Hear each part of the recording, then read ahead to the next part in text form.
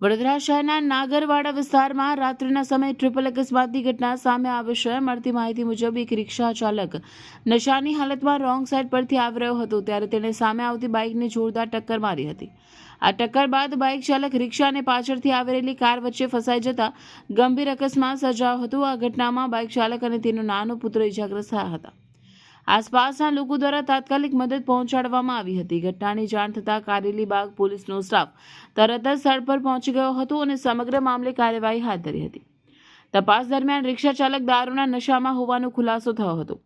અકસ્માતમાં ઇજાગ્રસ્ત થયેલા પિતા પુત્રને તાત્કાલિક સારવાર માટે વડોદરાની SSG હોસ્પિટલમાં ખસેડવામાં આવ્યા હતા।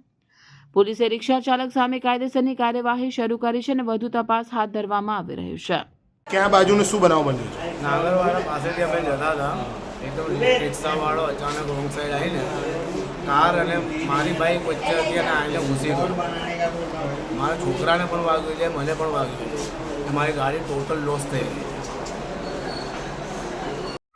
દર્શક મિત્રો, આવા જ લેટેસ્ટ અપડેટ અને સમાચાર જોવા માટે જોડાયેલા રહો ફેસબુક, ઇન્સ્ટાગ્રામ, યુટ્યુબ ચેનલ સાથે વિશ્વ ભારત ન્યૂઝ।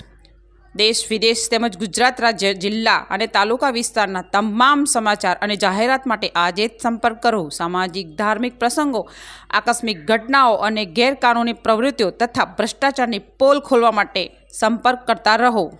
વિશ્વ ભારત ન્યૂઝ સંપર્ક કરવા વિનંતી 9978702276।